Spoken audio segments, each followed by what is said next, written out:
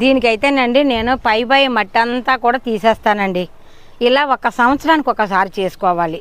అలా చేసుకుని దాంట్లో నేను పచ్చి కిచెన్ వేస్ట్ వేసి పూర్తి చేశానండి.